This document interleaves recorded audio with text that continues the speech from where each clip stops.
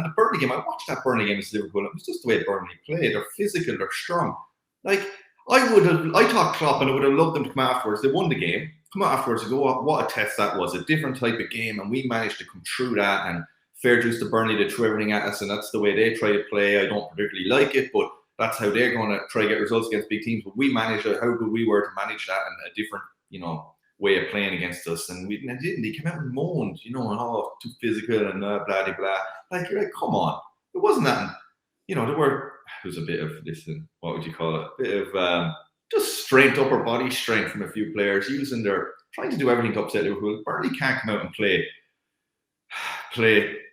tippy-tappy, whatever way you want to put it. They have to be aggressive, strong, try and settle teams, especially the top 3 or 4 teams. They have to come out and have a different game plan. And listen, it was bordering on freeze or not freeze at different times, but it wasn't the end of the world. It wasn't anyone 2 foot, anyone in the head or anything. It was just big physical, and Liverpool are well able to deal with it. Like Klopp, one of the reasons I've loved Klopp as a manager, and I'm not a Liverpool fan, but I've loved him as a manager because he isn't like that. He doesn't come out and moan. He isn't the Jose Mourinho or different managers that moan about everything else. He comes out and is usually so positive. And it's one of the things that's needled me with him in the last 6 months or more. He comes out and his interviews have changed now, where he's finding negatives and positives. He should have been so happy. We won the game, tough challenge, fair dues to Burnley, but we managed to overcome their physicality and move on. And he didn't. He brought it up, moaned about it. And now Burnley are going to double down on that the next day, aren't they? They're going to annoy Liverpool.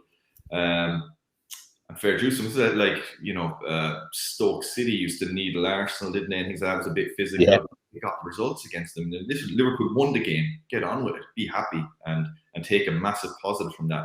Just disappointed, in Klopp. I enjoyed the game, actually. I enjoyed that game to see a bit different, someone trying to do something that's a bit physical. But so what? You're professional athletes. You're going to the gym. You're strong. Deal with it. Yeah, you kind of think of lads that will go out and injure a player or so on and so forth. That's still going to be dealt with in the same way. So it's like nothing is going to do any damage in what's being allowed here. It's just whether you're going to win freeze or not. So I can't really see why it doesn't at least help level the playing field some way so that physicality can at least match and have different styles of games. But I was thinking one thing, though, is that players are going to have to get used to this very quickly and cop onto it. I saw there was, not to always bring up the Aston Villa example, Kevin, but, when Callum Wilson got through in the first couple of minutes, Mings was pushed off the ball. I think fine, but it would have been a free any other time. And he just stopped playing and started running towards the referee. Meanwhile, Callum Wilson should have scored. Players are going to have to really cop on and start playing the whistle immediately, aren't they? There's a mindset change there. Well, no, but that's always the case. Play the whistle. That was, Mings, what's he doing there? Absolutely going on.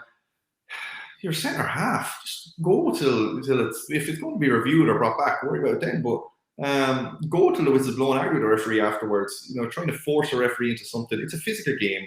No one says he can't barge into someone. No one says you can't have 50 tackles shoulder to shoulder, use your body strength, your upper strength. If he can't deal with it, it's not going to be a long career for him. Centre halves give it, and then when they, the amount of shots they give to centre forwards in the back, I've experienced it in my career, but then the opposite, when you barely touch them, they go down crying like girls. It's amazing how quickly a big man falls, and has done for years. It hasn't changed.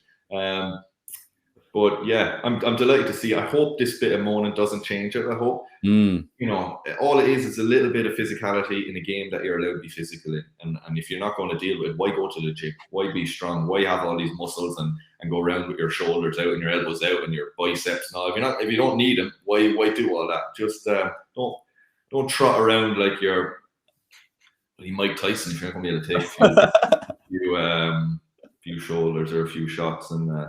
It's enjoyable. I like the physical side of football. And I'm not talking about elbows to the head or, knee-high tackles or breaking people's legs. Just a bit of strength, upper body strength, hold people off, using it's another skill. If you're able to do it right without fouling someone, it's a great asset to have. And hopefully we'll see a bit more of it.